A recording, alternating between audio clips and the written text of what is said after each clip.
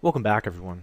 Now, before we get started, I just wanted to tell you one more thing about the format of this course. The lectures are going to be really short, and over time, a lot of my students have said that this is the preferred way to go. The reason why I like super short lessons is that you can go to the next lesson whenever you have a spare moment or two. And sometimes if you have, let's say, a really long course, let's say, or a really long lecture, that's something like an hour or something like that, you pick up where you left off, where in this case you can just simply listen to a tutorial now and there if you have a minute or two. If you're commuting, you can go ahead and listen to them, etc. The other thing is that everything is nice and neat. The way I structure these lessons is that it's very nice and neat, and you can go back to it. So if there's something, for example, paragraph tag, we can go to a lesson with a paragraph tag, etc. All right.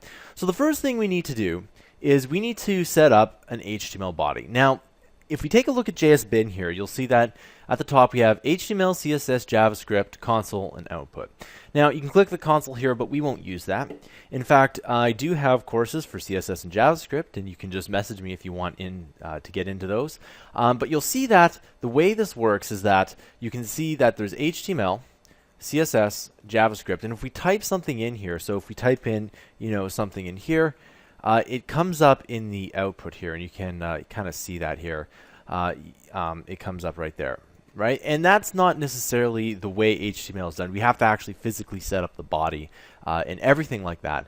But the way JSBin works is that it renders the program in real time, meaning that if I type in something in HTML and some code, it's going to render in the output in real time.